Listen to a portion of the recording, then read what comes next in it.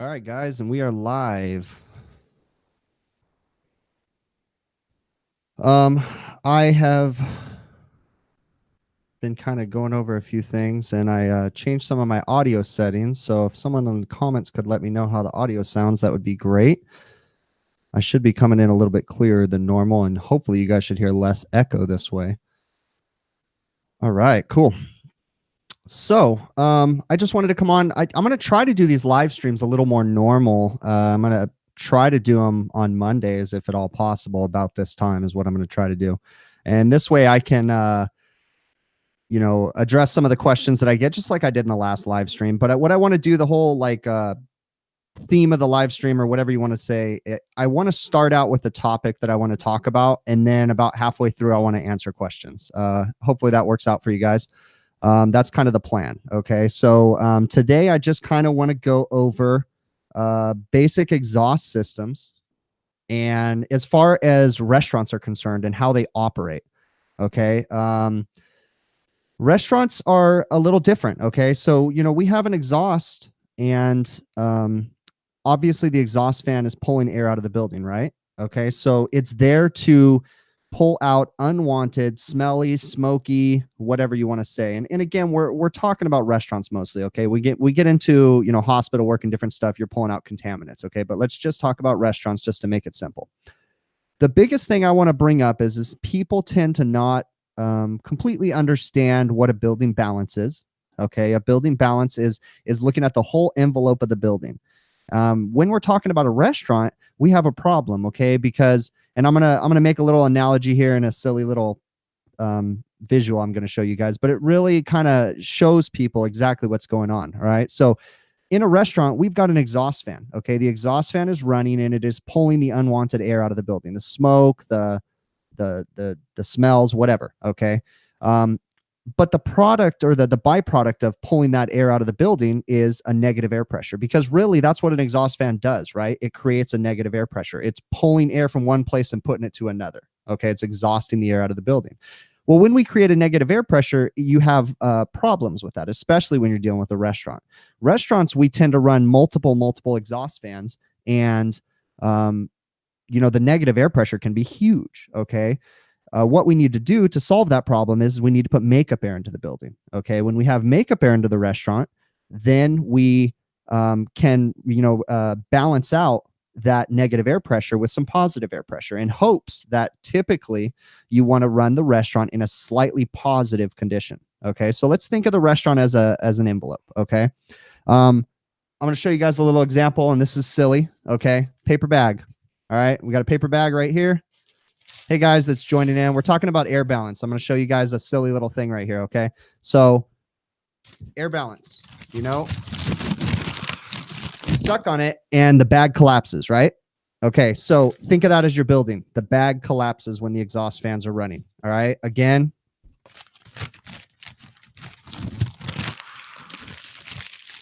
bag collapses. But what happens if we cut a hole in the bottom of that bag? Okay. If we cut a hole big enough to the right pressure, my silly little bag right here. Okay.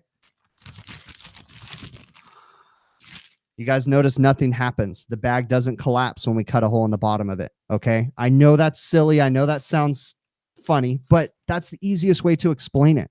Okay. Your restaurant has got a massive negative air pressure because the exhaust fans are running. And you got to think too that restaurant is designed to have all the doors shut to the building. Okay. It's a little bit different if you're dealing with a mom and pop place, a nasty old Chinese restaurant that leaves the back door open, or they have a screen on the back, some of those places. But most restaurants, actually for health code reasons, they got to keep doors shut. Okay. So the negative air pressure creates a problem. When we have all the doors shut in the building and we are pulling all that air out of there, then the customers come and they try to open the door. And if they can get the door open, what happens? We get a massive amount of outside air rushing in the building because it's in such a negative air pressure that it's pulling all that air into the building, right? So that massive amount of negative air can create lots of problems, because now all of our conditioned air inside that building is getting, it's getting replaced with the unconditioned air from outside, basically. Okay.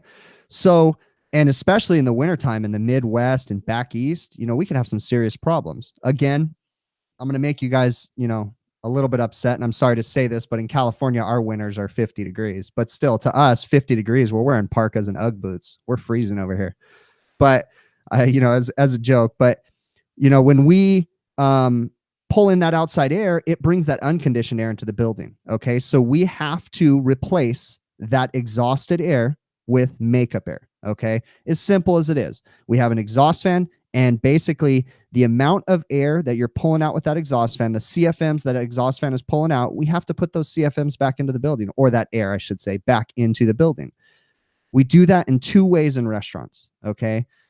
More commonly these days, we do probably 85-90% of the air comes in on a makeup air unit.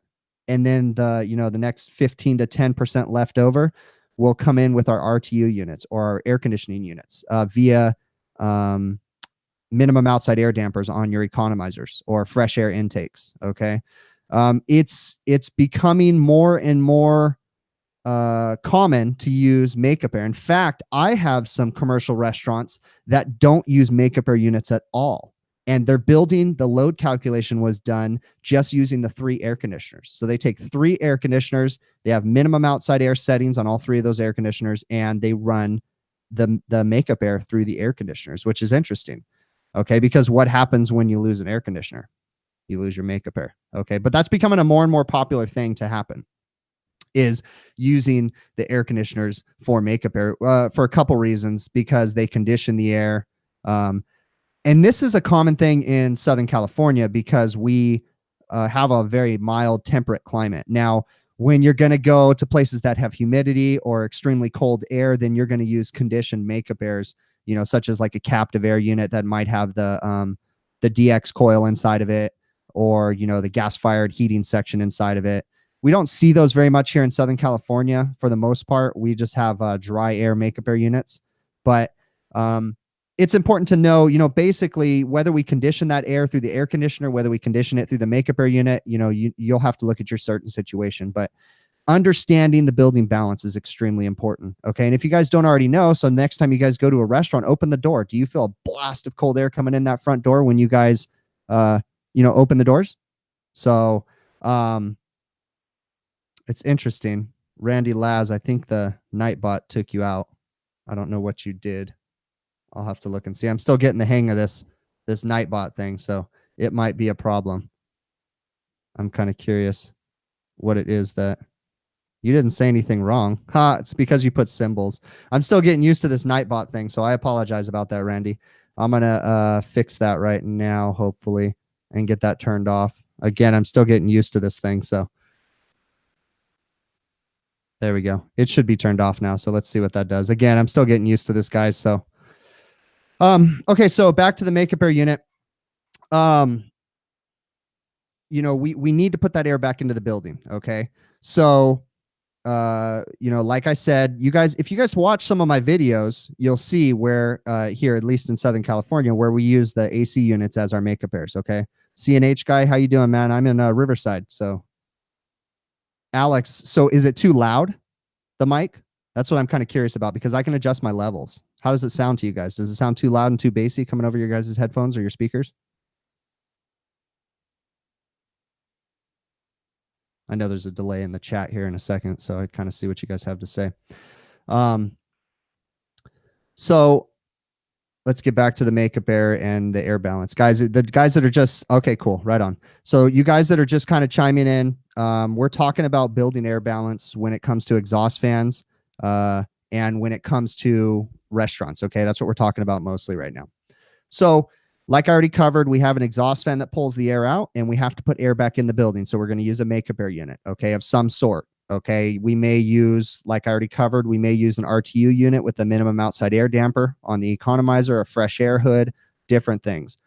Someone had brought up in the comments earlier that if you have too much of a negative air pressure on a building, that you can pull the flue gases out of the flue pipe of the water heaters and different things. That is very true. Again, I'm gonna send you guys back to a video that I made called Mechanical Room Carbon Monoxide Problem. You guys look up that video and you'll see that was exactly what was happening. I had a customer that called me. The gas company, for whatever reason, they didn't shut them down, but the gas company came out and told them they had a carbon monoxide problem. And what the gas company actually did was opened up their roof hatch to give them outside air and left the roof hatch open, basically. But when I arrived, what was happening was the makeup air on that particular building was being supplied by the air conditioning units or the RTU units, and two of the economizers had failed, or the economizer dampers had failed. I should say the actuator motors, and it caused the building to go into an extremely negative air pressure, and it was pulling the flue gases out of the flue pipe and just filling the building with carbon monoxide. Ironically enough, the restaurant had called the gas company because they said they smelled gas, which still baffles me as to why the gas company didn't shut them down. I don't understand, because in theory, they should have shut them down until they got the problem fixed. The reason why is because they had a cook that was complaining that it was smelling funny and he was getting lightheaded. But again, go figure. The gas company, this is SoCal Gas, did not shut him down. I don't know what they were thinking, but it was because they had an extremely negative air pressure, and like I said, it was pulling the flue gases out of the flue pipe. Okay. Once I corrected the air balance, the problem was solved. All right. So in a nutshell, that is how your restaurant exhaust fan system works. Okay. Now there's going to be a lot of other things that we're going to add into that, because what we tend to tie into the exhaust fans, once you understand the concept of building air balance and you understand what the exhaust fans are doing, then we need to start thinking about some other things. I'm also going to plug something else. If you guys aren't already subscribed to, go to HVACR school, .com. Brian Orr has a great website. Of course, he does the great podcasts and stuff.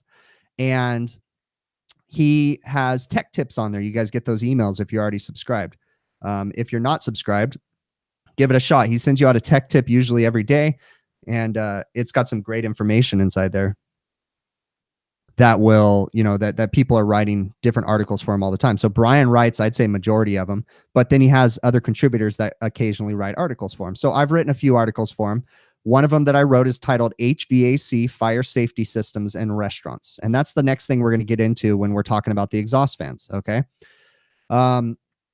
So in that exhaust fan, or in that exhaust system for the restaurant, while it's running, we have to think about something. What happens if there's a fire in the building? Okay. What do you need to create a fire? You need fuel, you need oxygen, and you need heat or a spark, right? And then you could have a fire. So if you have a fire inside of a restaurant and the entire AC system and the exhaust system and the makeup air is running, theoretically, you could fuel the fire with that makeup air, right? Because we're adding oxygen to the building. Now, yes, we are still running the exhaust fans, but we're adding oxygen to the building. Okay. So something that we do in our exhaust systems for the restaurants, built into them, usually in the hood control panels, is a lot of safeties. Okay. First off, they have a fire suppression system.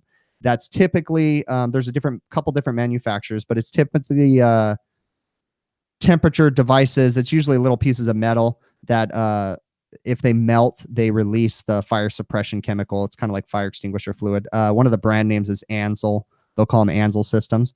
And yeah, it's a heat link essentially. But when that heat link melts, it's just a low temp metal. And when it melts, it releases the fire suppression system and it'll put out the fire. But again, we're still adding oxygen to the fire because our makeup air unit's running, right? And that could be a problem. So typically what we do in our restaurant exhaust fan systems is we want to shut off the makeup air and shut off any air conditioning units. Anything that supplies air into that building, we want to shut them down. So usually in the hood control panels, we've got an interlink system that's wired into the hood control panel. So you usually have an array of motor starters that are running your exhaust fans. And inside that motor starter control system is an interlink contact usually. And what it does is if the fire suppression system goes off, there's usually a micro switch in the fire suppression panel. And that micro switch usually either sends power or takes away power, depending on how it's wired up. And it basically tells the system to shut off the makeup air and shut off all the RTU units and either turn on the exhaust fans if nobody's in the building, or just run the exhaust fans if people are already in the building. And the theory behind that is that if there's a fire, again, it's kind of a silly theory, but the doors are going to be shut. The exhaust fans are going to run. It's going to suffocate the fire, slow it down so that the fire department can come and put it out. Again, that theory really doesn't apply when the building's occupied, because what's the first thing, if any of you have been in a restaurant, that people do is they open up all the doors when they smell smoke. But in theory, that's the wrong thing to do, because you're adding fuel to the fire if there is a fire. Okay. But, if the building's unoccupied and we trigger the fire suppression system, it's going to do its job, because all the doors are going to be shut. It's going to turn on all the exhaust fans, even if the hood switch isn't on. It's going to suffocate the fire, and it's going to close all the dampers and turn off all the makeup air units if they're running, and try to slow down the fire. So there's going to be all kinds of safety devices wired into your hood suppression or your hood system for the restaurant. Okay. Some other things that they might do, they might interlink. For instance, in most of those systems, or at least the ones that I've set up, what I do is I will wire in a contact that whenever you turn on the hood switch to turn on all the exhaust fans, it'll automatically put all the air conditioners into an occupied mode and turn on all the indoor fans and run the indoor fans 24/7. Because a lot of times, at least in Southern California, we're using the air conditioning units to give us makeup air. So whenever the exhaust fans are on, I need all those indoor fans running, and I need my minimum outside air dampers to come out, open up to their position, so that we would bring our, minimum amount of outside air. And when we talk about minimum outside air, what we're talking about is the minimum amount of outside air that I want in that building at all times while that unit is occupied. Usually that's there to satisfy your building balance, is usually what it's there for. And then sometimes, depending on, I'm not going to go too deep into economizers right now, but sometimes depending on I lost my train of thought there, right there. But depending on, so depending on the demand air ventilation requirements. So again, one of the things, it'll slowly be coming to your guys' area, because it always starts in California and New York, right?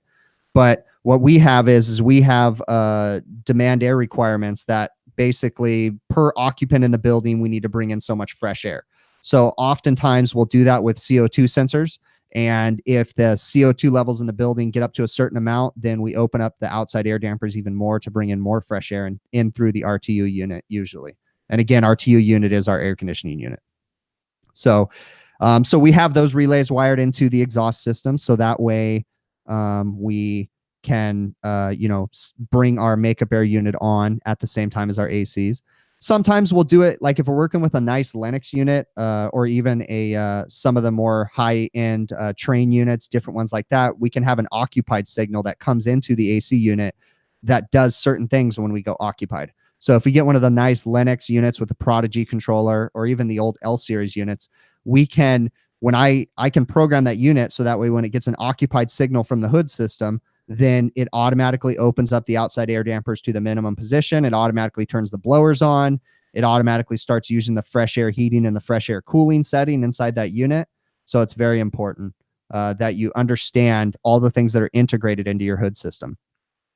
Another thing that I kind of want to go into a little bit is, and again, I want to reiterate that, especially in the Midwest and back east where we have cold weather, or even up north from us, you're going to, sometimes they're not going to be relying on the RTU units as much to bring in outside air. And like I already said, they're going to be using conditioned makeup air units, with gas fired heaters and, DX evaporator coils in them with condensing units on top of them to kind of pre-cool that air. Okay, so keep that in mind. But the theories still are the same. So even on a system that has a gas-fired makeup air unit and or DX coil in your makeup air unit for cooling, they're going to shut those things off just the same if there's a fire in the building, and or we need those things running when the exhaust fans are running. Okay, if your systems aren't already set up like that, then maybe it's something you want to bring up to your customer and bring that building up to,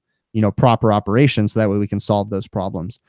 We tend to find the low end restaurants out here, the mom and pops, they don't oftentimes understand building balance. I'll tell you a story. I have a little hot dog shop that's near me, and the first time I went in there, there was a massive sewage smell, and it's like, what the heck is going on? And well, what it was the building was so extremely negative that he was pulling the water out of the traps. I mean, that's extremely negative, but that can happen. If he doesn't have a very good trap, he'll pull the water right out of that trap, and then you get the sewage smell coming into the building. So that's very important. Alex Wyden, where do I set them in Southern California? A, B, C, or D? Okay, so I imagine you're talking about the old style Honeywell economizers that want you to set the enthalpy positions, correct? Be honest with you, I'm trying to remember off the top of my head on those old ones. I think we were running them at D, because isn't D like 64 degrees with like, I'm trying to remember off the top of my head, but doesn't D, I think D is the really cold setting and then the really low humidity, I believe. We run into a lot of the new Jade economizers. I haven't used any of the new Belimo ones, but I've heard they're just the same. And those ones are really cool because you really don't work with A, B, C, and D anymore. You work with numbers. And the Jade economizer setup is so much nicer because you basically just say, hey, I want this temperature and this humidity. And it's so much easier that way. So then you don't have to sit there and plot it on that graph and do the silly math and everything. Okay. So, but yeah, if I remember right, I think we set them at D is what I think we do. I shouldn't say I set them at D. That's where they're usually set at. You can usually go a little bit higher to get some more outside air, because I would prefer to start bringing outside air in about 70 degrees. Again, I don't want to go crazy into economizers. We can do a whole nother live stream on that. But, if you set up that economizer right and you set a single stage unit up as a 2-stage, then, first stage is the economizer, second stage is the air conditioner.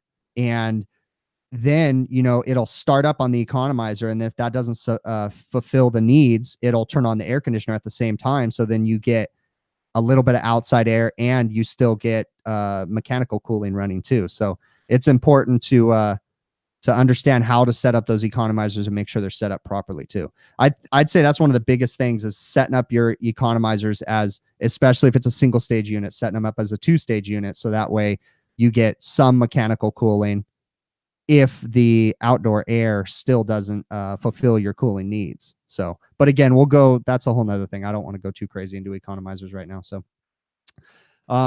okay. So we've talked about our exhaust system. We've talked about our makeup air. We've talked about our building balance, and we have talked about some of the things that we'll bring into the fire suppression system and the safety contacts that we add into that exhaust system.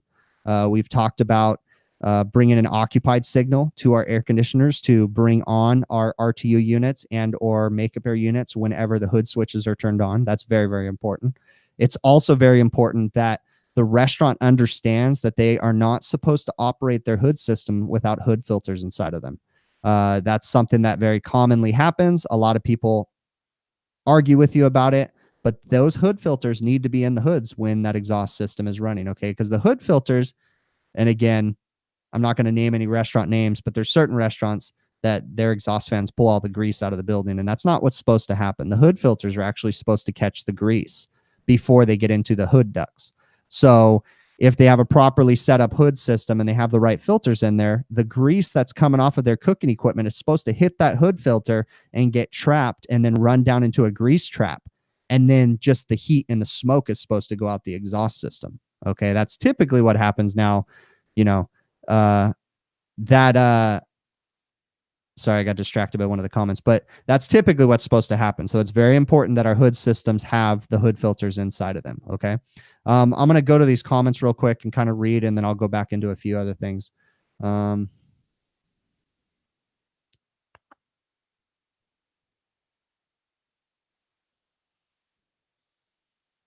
Okay. CBCB, you asked me about a background on myself. Okay. I apologize if you guys haven't already. If you're subscribers to my channel, there's an intro video on my channel, and it kind of gives you a little bit of background about me. Okay. Obviously, my name is Chris. I'm a service manager, part owner of a small refrigeration service company here in Southern California. We deal with 98% of our business as restaurants. Okay. I've done it officially for about 16 years, but I grew up in this trade working for my dad since I was a little kid. Used to sit on his bucket holding his flashlight for him. So I've been in it for a lot longer than 16 years. But officially, when I finished high school, I came to work for him, and now I run the company with him, and we're partners. So, but like I said, 98% of my work is restaurants. I will be honest with you. I do not know everything. Okay, guys. I'm not going to ever pretend to know everything. I'm going to be honest with you that what I do know and the stuff that I talk about is because I've made a lot of mistakes in my career. I've learned from my mistakes. That was very important. I came up in a time when um, rules were still, not really followed. Okay. I came up being taught by my dad and my cousin, and they are great technicians and great mechanics, but they came from the era that, they were technicians before you had to recover gas. They were technicians before you did things the right way. I was never taught to use superheat and subcoolant. I was never taught to recover gas. Heck, well, I'm not going to say I have. Well, when I was a little kid before 1992, I can remember blowing out condensers with R22. Okay, so before it became illegal, I can remember doing that. So I mean, that just shows you. I came up in a time when I realized that things were wrong, and I learned from that really quick and learned that that wasn't right. And that's how I kind of got to the point that I'm at now. I've just, made a lot of mistakes and called a lot of people and learned a lot of people. I hated telling my customers that I didn't know what I was doing, so I never did. I always had a really creative way of telling my customers that I needed to come back the next day. And, I would come up with all kinds of different ways like, hey, I got it working, but I'm just not super confident in it. And I want you guys to be extremely happy with my service. So what I would like to do is just go ahead and I'm going to follow up tomorrow. And, and what that meant, that was code for, I don't know what I'm working on. It's kind of working. I'm going to call for some tech support. I'm going to do a bunch of reading and I'll come back tomorrow and I'll fix it. Okay. That's kind of how I came up. And I just didn't like doing that. So I learned and read. And when someone couldn't explain how not to do something, it drove me nuts. I had to figure out the right way. So that's who I am, guys. Okay. If that answers your question, CBCB. So I hope that you guys can learn from my mistakes. That's why I make these videos. If you haven't heard it already, the reason why I started making these videos was for my own employees. And I decided to go ahead and make them public. And when I made them public, they kind of took off and they are what they are. I figured, why not give all this information to you guys too? Because it wasn't given to me the way that I wish it would have been given to me. So I'm hoping that you guys can take it. And there's so much other information out there that can help you guys. Brian Orr does a great job on HVAC School. You've got some great live streams, some great YouTube channels. So I encourage you guys to read and read and read. Okay. The next thing I want to cover is I want to talk about motor starters, okay, because that was something that was brought up to me and asked about me and how do you set up a motor starter. So I'm just going to go a little bit into them, and then after that, I'll answer some more of you guys' questions, okay? So motor starters, okay, what they are is essentially a motor starter, all right? They're a contactor, essentially, that pulls in and turns a motor on. That's in the simplest form, that's what they are, okay? So you have a hood switch, usually 115 volt power switch, 120 volt power switch. And when you turn that switch on, you want it to turn your exhaust fans on, right? But the problem is that usually our exhaust fans are a 3-phase exhaust fan. So that 115 volt hood switch power or whatever control voltage is turning that hood on typically isn't correct to turn on that exhaust fan, right? Because usually it's 3-phase 208 or 460, who knows? So what we do is we have a 3-phase contactor in there, okay? In its simplest form, that contactor gets turned on when you turn on that hood switch, okay? Happen to have one right here. Show it to you guys. All right, right here. This is a motor starter, okay? This is in its simplest form. This is a 3-pole motor starter with some auxiliary contacts. It has coil voltage, and when the coil voltage pulls in, it pulls the motor starter in, okay? Now, what we're going to do is we're going to add some other features to that motor starter. So we've got this really cool device that we can add on to the bottom of this motor starter. And what we're going to do is we're going to monitor the amperage of that motor starter with this overload protector. Okay. This overload protector is going to screw into the bottom of this motor starter, and it's going to sit just like that. And with that overload protector, what we do is we can set, and I'm going to pull the contactor off so you can see it. But I know it's kind of difficult because this isn't the greatest camera to zoom in, but right on this motor starter right here, we have a little dial that we can adjust, and we're going to set that adjustment typically to about 10 to 25% over your motor's run load amps. Okay. What you usually want to do, there's a couple different rules of thumb out there. You always want to lean on the manufacturers. The manufacturers are going to tell you where they want their equipment set at. But, typically you're going to run 10 to 25% over your motor's run load amps. And what that's going to do is this overload relay is going to monitor the amperage coming in. See the wires coming out the top. It's going to monitor the amperage. And if it ever sees an overcurrent device, it has a little bit of a time delay built into it, just mechanically built into it, but it's going to shut off that motor if there's a problem inside of there. Okay. If it sees that higher amperage for the set amount of time that overload contactor is set to monitor for. Okay. Excuse me. Nose is itching. So the motor starter is there to turn on the exhaust fan. The motor starter is there to monitor the amperage, okay, via the little overloads that are inside of there. You can see the older motor starters, the magnetic motor starters, which are great ones. They're very intimidating looking. In fact, the old Furnace and Siemens motor starters used to scare me when I used to see them because they were these giant things with wires going to them, and they would always buzz, and they looked huge, and they looked very, very, intimidating. And they used to actually be one of the scariest things for me, that and electric defrost. I just never understood it. But once it finally got explained to me how they were working, it kind of made sense. Okay. So it's just there to monitor, amperage of the motor essentially. Okay. And whenever, and there's more to it, guys, but we're not going to go crazy technical about this. Okay. You guys do have to do some of your own reading a little bit too, to understand, to understand what they do. But essentially it's going to monitor the amperage, and it's going to, shut off the motor. So what I would like to do is I'm going to actually make a video where I can break down a motor starter for you guys and explain the wiring. I'll be honest with you. I'll probably make a trainer board, and kind of similar. If you guys have seen my smoke detector video, how I showed you guys in the smoke detector video, I'll make one of those boards too with a motor starter, and we'll dive into a start stop switch and how to wire them and different stuff like that. So that'll be coming soon. Okay. G Martinez. Yeah. I got a lot of comments of people saying that I was looking at them and freaking them out. So that's why I moved the camera up. Whatever. It was kind of funny. I thought that it looked better with me looking at the camera, but as many comments as I got, that's why I decided to go ahead and move it up. And if you guys haven't, can't tell, I've already asked a lot of people that started in this live stream, but I upgraded my audio. So mic's still sounding good to you new guys that just came in. I can adjust the levels. I can bring the bass down if it's too high. I've been playing with it for about a week, trying to get the bass level set right and everything. So hopefully it's working out for you guys, and the audio is a lot better. I was just kind of sick of the echo and everything that I had in my little office here. It's not the perfect office for doing audio because I have tile floors and there's nothing on the walls. So, okay, cool. Right on. All right. So motor starters, these motor starters are tied into our exhaust fan system.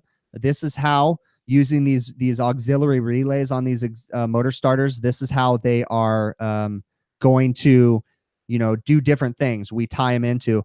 And what I will do in my video that I do for you guys on my normal channel, I will go to a couple motor starter systems or exhaust systems and break them down for you guys and show them exactly how they work and how they interlink into the fire system and everything. So, okay. All right. So that's kind of it on what I planned on talking about, guys. You guys have questions about this stuff? We can talk about it. Why don't you guys throw some stuff into the comments? Let me know what you guys want to talk about. I really didn't. I think I addressed most of the questions about my glycol video. I don't know if there was any more that you guys had. That was the last video since I did a live stream. So, G Martinez, when am I going to start podcasting? I don't know, man. I'm still working on it. Right on. Yeah. Wolfman Chris over here, No, I didn't hit the lotto, Clint. No, I wish I did. Although I did buy all this studio equipment, so the money's coming from somewhere. Thank God for credit cards, right? Just kidding. I learned my lesson. I don't use credit cards anymore. So, but yeah, so about the glycol stuff. If you guys have any more questions about the glycol system, let me know. It's pretty simple. I really didn't go into too much depth, but typically, the couple things I wanted to cover about the glycol video was, I don't do big giant glycol industrial systems. Okay. I deal with just small little beer systems, and you just use those little power pack units that are monitor or that are cooling the beer lines essentially. It's important to understand that in those systems, the glycol, we typically want to set it for about 26 degrees to maintain a beer temp of about 40 degrees, because obviously we have to be lower than our product temperature, right, to absorb heat. So that's where we run it a little bit lower. Okay. Nest. No, I am not tab certified. I wish I was. Honestly, there's if any of you guys, well, it's not just a Southern California thing, but we have NCI, right? I don't remember what NCI stands for, but they're the air company. They teach you about air conditioning. They teach you about gas appliances, all that stuff, right? Well, NCI actually has a program. They're located one of their I think their main office here in Southern California, and I think it's in Los Alamitos if I remember right. But they have completely subsidized education there, and I can actually go get air balance certified through. I don't think it's through Tab. No, yeah, it is through Tab, right? But it's not through NEB. Or maybe they do NEB too. I don't know. There's two different air balance certifications. I believe there's Tab and NEB. But anyways, you can go get air balance certified for like $150 or something like that. And I've been wanting to do it for many, many years. I'll be honest with you.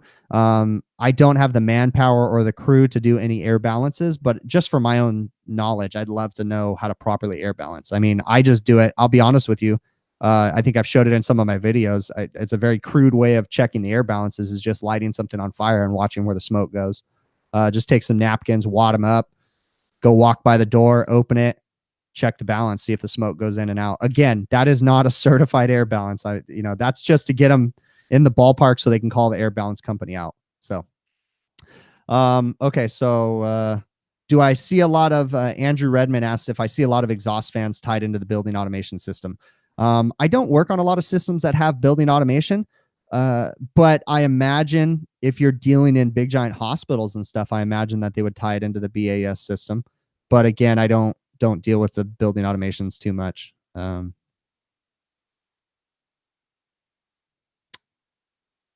G Martinez, you're asking if I hook up with NorCal Dave.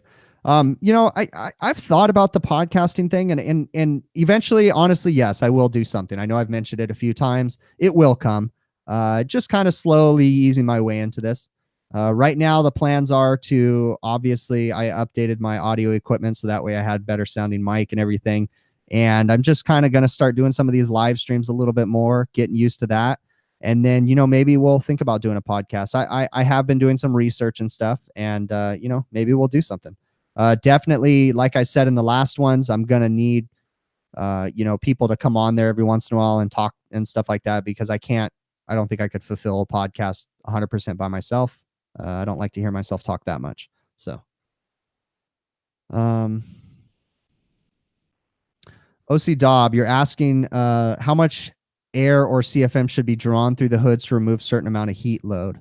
Okay, that's where you're going to get a little technical, and I honestly don't feel comfortable enough talking about that off the top of my head right now without some proper documentation in front of me.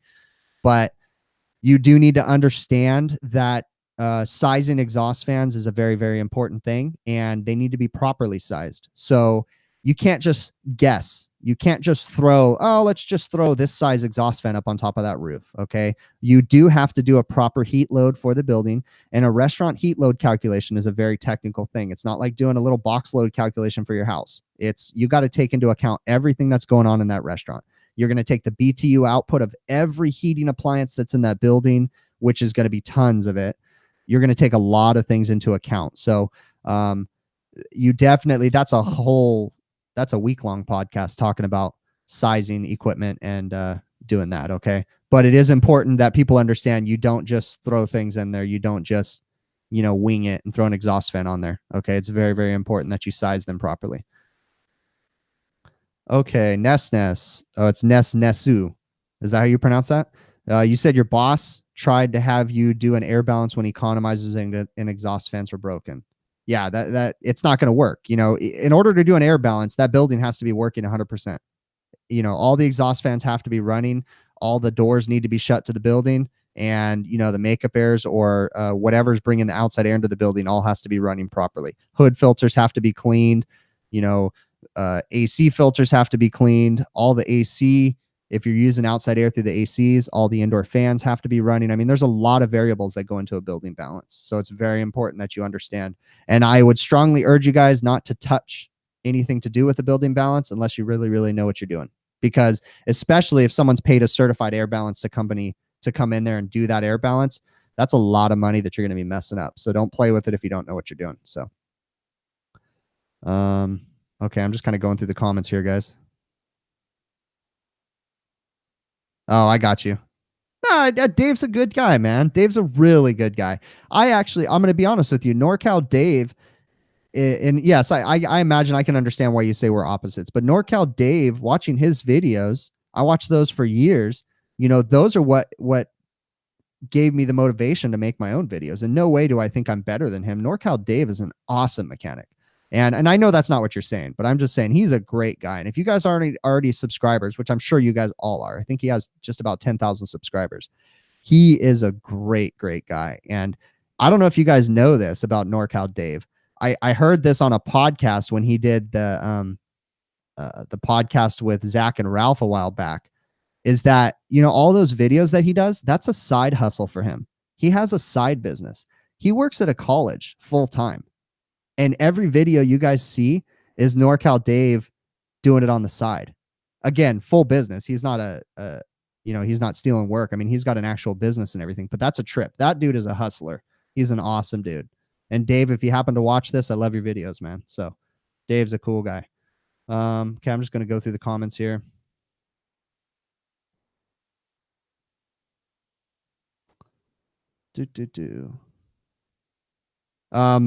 I'm going to, someone was bringing up motor sheaves inside here. Do not adjust motor sheaves. Do not adjust motor sheaves. Let's just put it at that. Okay. Again, if you don't understand a building balance and how a building balance works, you have no business adjusting a motor sheave. It's one thing if you have to change, or I call them pulleys. It's one thing if you have to change a pulley, then you set it back to where it was at before. Okay. That's fine. You can change a pulley, but don't ever adjust the sheave setting, the open and close the pulley, unless you know what you're doing. Because again, you have to understand how a building balance works. I'm sure none of you guys do this. And if you do, don't admit it and don't do it again, but don't ever adjust a sheave to tighten a belt. Okay. It is wrong. And you don't do it that way. You tighten a belt by adjusting the motor in and out and tightening the belt. You do not adjust a sheave. Okay. I've heard of some people saying that. And again, please don't admit that you do that, because it's just not right. Okay.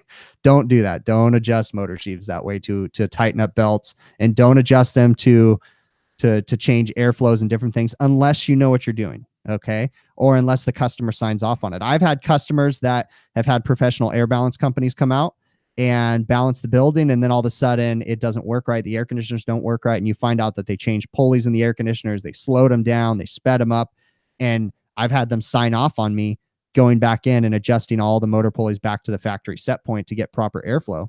I've done that, but I had the customer's blessing, and they understood that I was going to screw up their air balance, and then they were going to get the company to come back out there. But you do have to be careful, because just because someone's a certified air balance, that's something that I found too. Some of the certified air balance companies that I've dealt with here in Southern California, I've dealt with 2 or 3 different ones. A lot of times they don't know anything about air conditioning. They're just there to look at plans and adjust things until numbers. They don't understand that when they adjust that motor pulley on that RTU unit to bring more outside air in, or whatever they're doing, that they're adjusting the efficiency of the air conditioner. So just be cautious about adjusting sheaves. Okay. Be very careful about that. I'm just reading through the comments here. Prime time. Hey, if it works for you, bro, go for it. You bend the rules, you make it work. The only thing I would say is please make sure that the guy that comes in behind you doesn't have to fix a giant mess. So I tell the guys that work for me, I'm going to tell you how to do it, and I'm going to tell you how to do it my way. And there's nothing wrong with them doing it their way, so long as it works just as good as my way. That's all that matters to me, so long as it works. And I don't have to fix a giant cluster when I go in there next time. That's how I feel about it. But there's multiple ways to do things, and if you guys know how to do it a different way, then so be it, man. I'm not saying that there's the only way, and I don't necessarily always follow the book, you know. So, um, on a side note, let me reach over here. My last video, you guys were asking me about using a thermal imager, and I decided to go ahead and buy one. So I tried it out for the first time today. I was checking receiver levels on a Headmaster system, and I was still trying to get used to it. I think I saw the liquid level in the receiver, but so there'll be a video soon to follow on that too. So, okay, just kind of going down through these. Alex Wyden, what do you mean by fire eyes? What do you mean by that? I don't understand that one.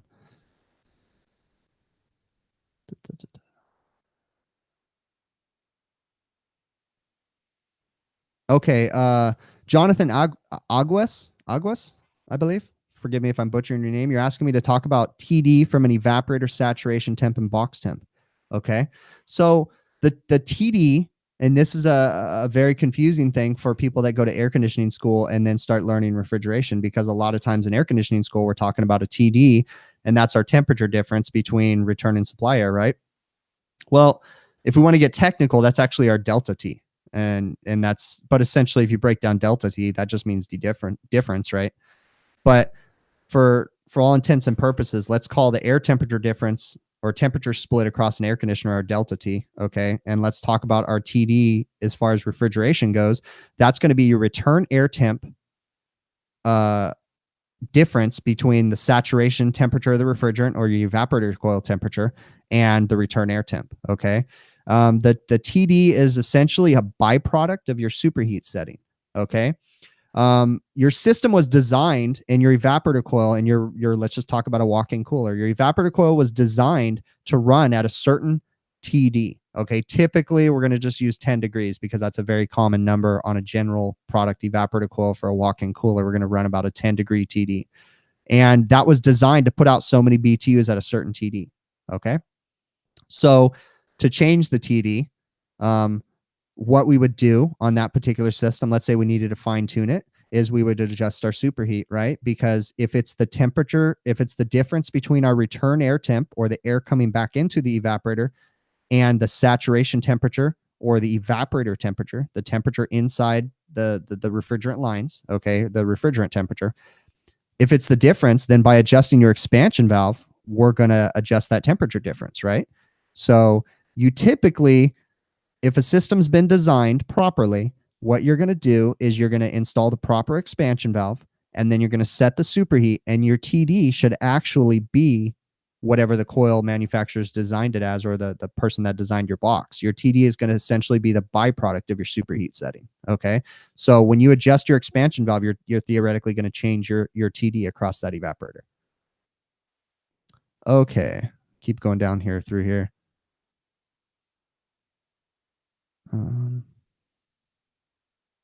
Hey, Familia, how you doing today?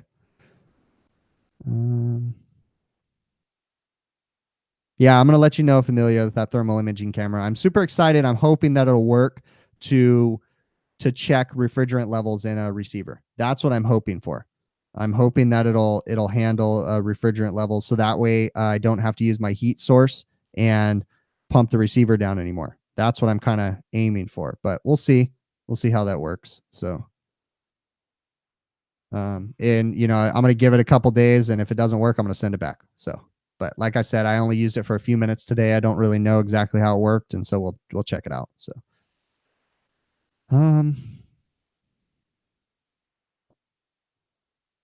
okay, Poppy Hal, I assume you're a restaurant owner, and you said you have a restaurant hood with a sensor to the makeup air, and you have to reset the makeup air at least once a month. When the tech comes, you can't find any problems.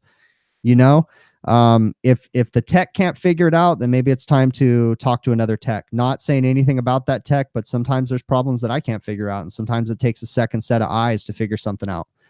There's a million things that it could be. I really can't tell you, but I'd suggest you lean on another technician or another company and have them come out and address your needs, so that way you can take care of that. So, DW, you ask, what's the process to get my refrigeration ticket in California? Okay, so you want to know the interesting thing about California is there is no license that you need to be a refrigeration technician. The only certification you legally have to have is your Section 608 certification. You can be a refrigeration technician, no problem. Just go get a job with any company. I really wish that it wasn't that way. I really wish that you would have to have a license to be a refrigeration technician, but unfortunately, we're such a liberal state that that's just the way it is. And I don't want to get political, but it is what it is. We to be a business owner, you have to have a contractor's license, but that's it. And to have a contractor's license, you have to have been in the business trade for so long or have someone sign off. It's just some silly stuff. But as far as to be a refrigeration technician, I could hire anybody off the street today and they could legally work for me, no problem, as long as they have their Section 608 certification. So I'll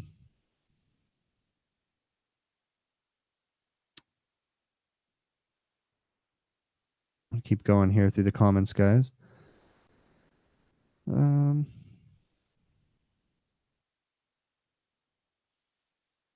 Okay, so I hope you guys like these videos. Let me know. I know you guys, I've said it in the last video. Let me know in the comments if you guys want to see different stuff. I can't necessarily go off of what I see, or right away. I can't just go make a service call, but for the most part, if I know that you guys want to see a video about something, I can keep an eye out and try to make sure I get that call. The way that it works, I kind of told you guys a little bit about myself, but my particular role, I'm part owner in this, but my particular role is technically the service manager. So I handle all the service, and the guys all run their stuff through me. So if there's a call that I want to go do, I'll typically jump on it, and then I can pick and choose what I want to send the guys out to do. So I have a pretty good ability to be able to choose a call, because I think it can make a good video or get some good information off of that. So just let me know. One thing I do want to talk about, this was an interesting discussion I had with someone a while back. If any of you guys work on the Linux RTU units, Miguel Garcia, you asked if I'm hiring. Yes, I am hiring. I'm always hiring. I'm always looking for a good technician, whether they be apprentices or experienced people. I'm always accepting resumes and looking over. I'm a small company, so I take a long time to hire someone. I because I'm such a small company, and I have a very good clientele. So, if I don't hire some of you guys that have applied with me, it's nothing personal. It's just that you just didn't fit in my small little, requirement needs, and it's no offense to anybody, but it just, I'm very picky about who I hire, and it's not because you're horrible or anything like that, but you just didn't fit in for what I need. My customers require a lot of me, and I require a lot of my technicians. So, but yes, I digress. I am always hiring. So, I'm always accepting resumes. If someone's interested in applying or something like that, send me an email, hvacrvideos@gmail.com, and let's talk. We can go over that. But I would say G Martinez, you totally distracted me. No, I do not have 10 kids. I have 2. I have 2 girls. So anyways, you got me distracted there with that comment. But yeah, I'm always accepting resumes. So send me some information and we can talk. So let's see. Bob D. Oh no, I'm sorry. I thought you were asking me.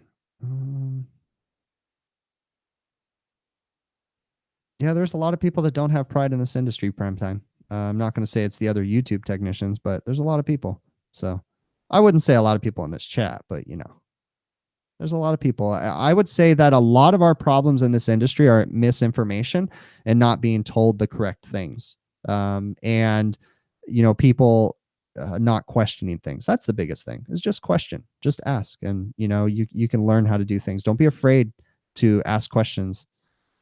Alex Whedon, you're talking about an IntelliHood. Boy, can I talk about Mailink's IntelliHood for a while. I like Mailink's IntelliHood. The IntelliHood is a very, very high-tech exhaust system. Okay, if you guys don't know. Yeah, I see. Okay, so the Mailink system, what it does is it's a smart hood system that uses, you can do it, some of the old ones they didn't, but the newer ones, they have a VFD-driven motors. Okay, so there's no belts. And they have two things going on. They control the hood speed.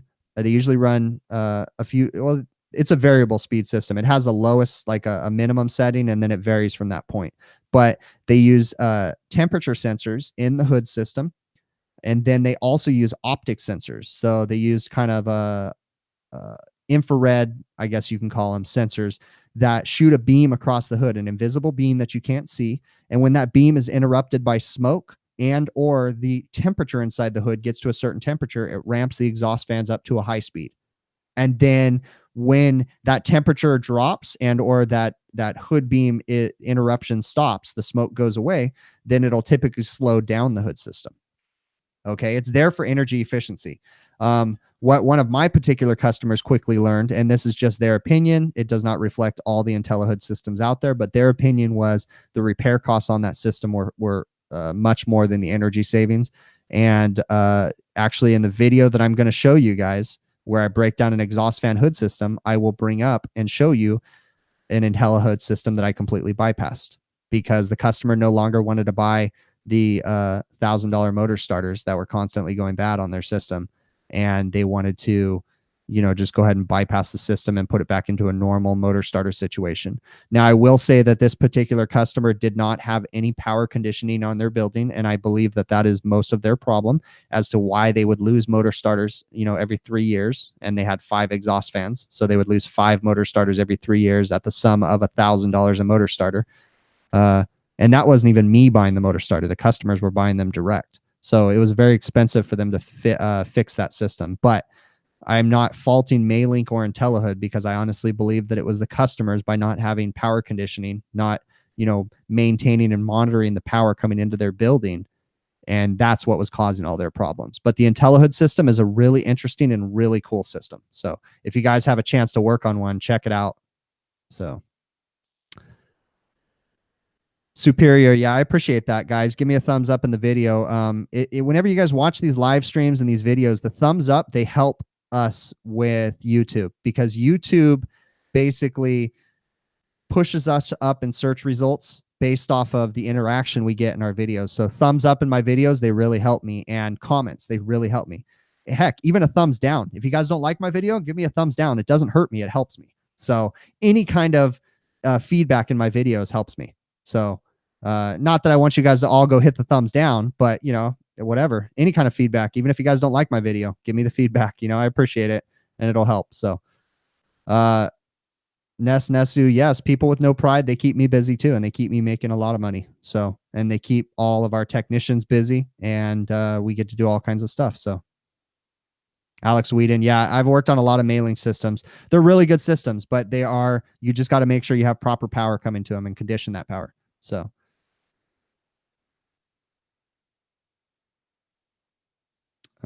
keep going down here. Do I have a vehicle layout video?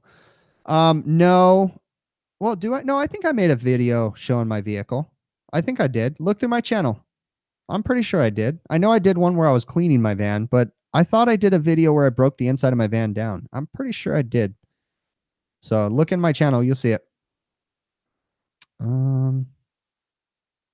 Cool. So any more questions, guys? We're kind of coming up on the hour here. I usually try to keep these at an hour. So unless you guys have any more questions, I'm going to go ahead and end this. So I'll give you guys a couple more seconds to bring anything else up. Yes, I will be doing a video on motor starters. I'll do a trainer board where I break it down and we can go through the troubleshooting and stuff. So that'll be coming. I will work on that. And then G Martinez, how much money do my technicians make? Well, it just depends, man. I'd say in California, I'm not going to say how much my technicians make, but in California, for a refrigeration service company, I mean, the extreme high is going to be $45 an hour, but that's like extreme. That is very rare, and your shit better not stink. Okay, basically. The average technician wage is anywhere from 28 to 35 an hour. And the apprentice wage, the starting wage is anywhere from 15 to 18 an hour for technicians that are starting out. So and anywhere in between there. So Kyle Lawton, what do I mean by conditioner power? Okay, so power conditioning is a method that electricians will do. They'll install special devices that monitor the incoming power to the building, and or we can install them on the load side of the breaker panels too, to monitor the power.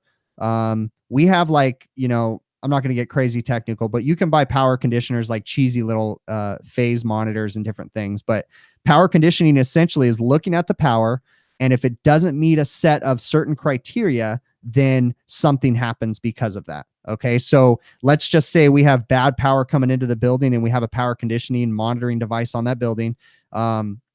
If the power coming in, which is a Southern California thing, we get brownouts. So the power, all of a sudden, when the demand goes high, we can feed very low voltage into that building, and it can cause a lot of problems. So if you had a power conditioning device on there, it could potentially monitor that low voltage situation and shut things down before it burns things up.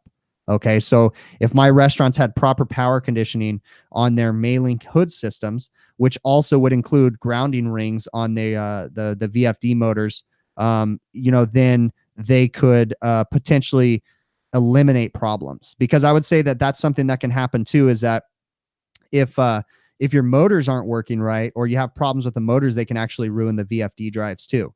So a lot of times, people buy a package and they don't realize that they need to have power conditioning put onto that building. Anytime you have a VFD drive, you need to have some kind of power conditioning on it. A lot of them are actually building in power conditioning into the drives now. So if it ever sees a low voltage situation, it'll shut the system down and so forth. So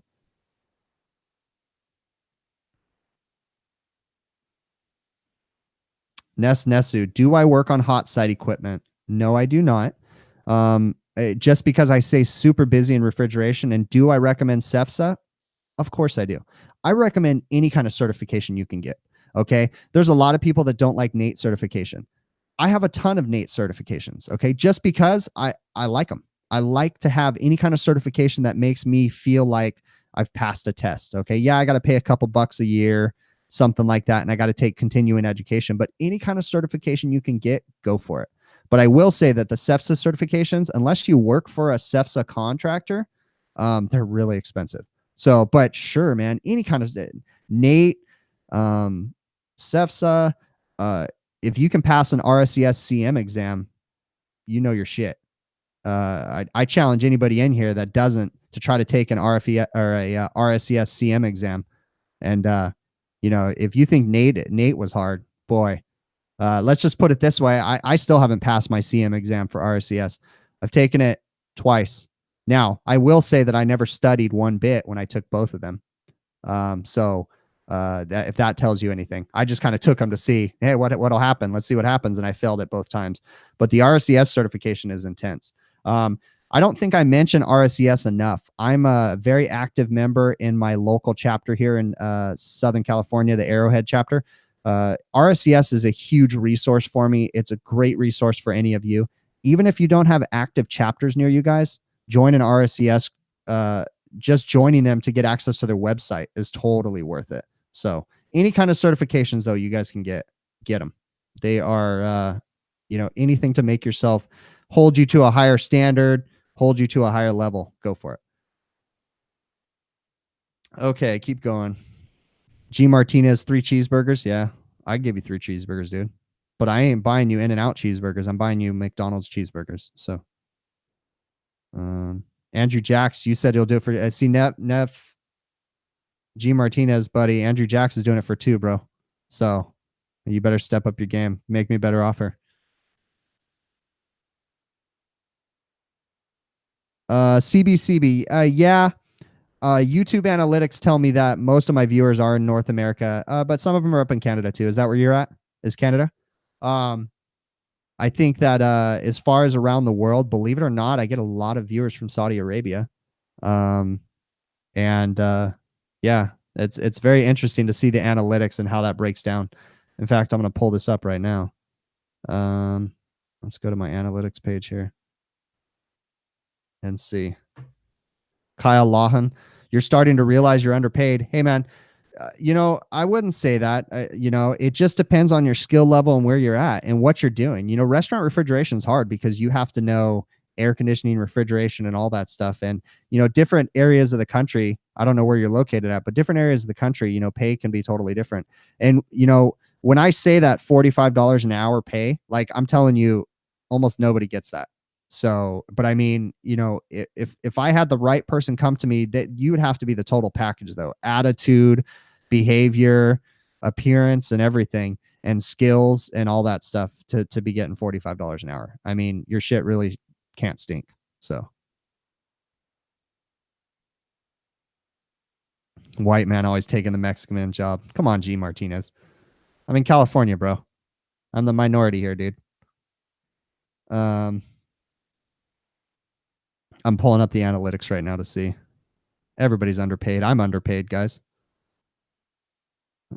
Let's see.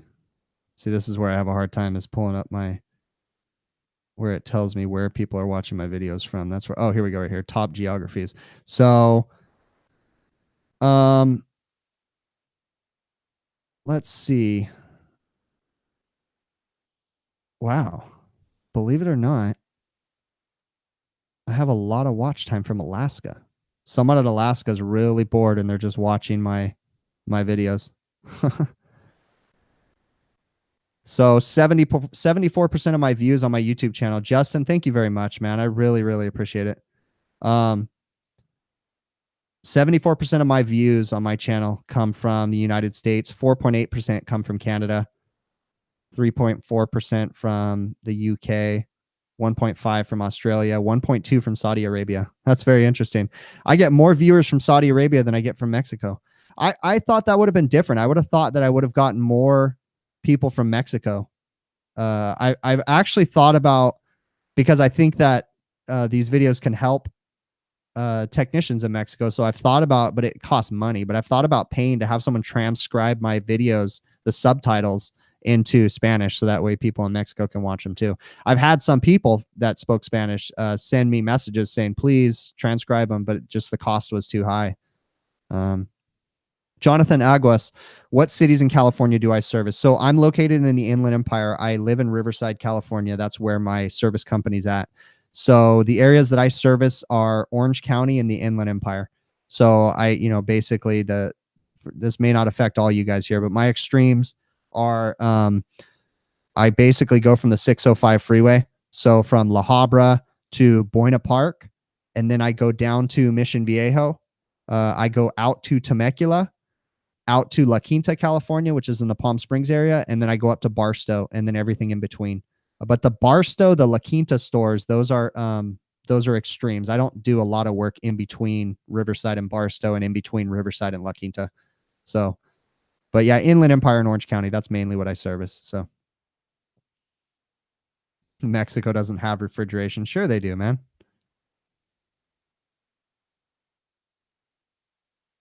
Interesting, Jose. Yeah, see, but I wouldn't be able to speak in Spanish, but I'd be kind of curious if I G Martinez, you almost moved to Riverside, but you decided to move to Oregon instead. Yeah, that's a little bit different extremes there, buddy.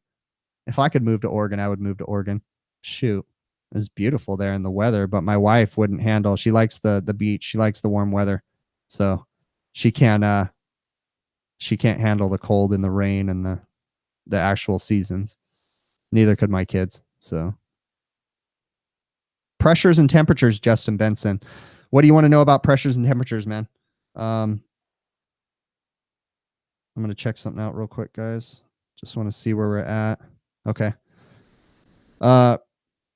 Pressures and temperatures, as far as what they should be and what's acceptable.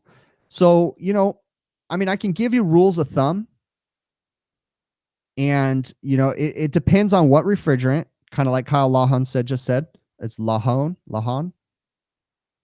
Forgive me if I'm butchering that, dude.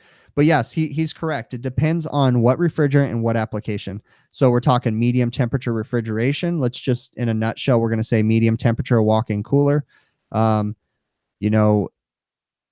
average, you're going to run 10-degree TD on your evaporator coil. It's kind of hard to say, because I don't like to give rules of thumb, really, because it can throw people off. And I don't want you guys to to know, to just go in there one-sided, just thinking that, it's going to be this Lahone.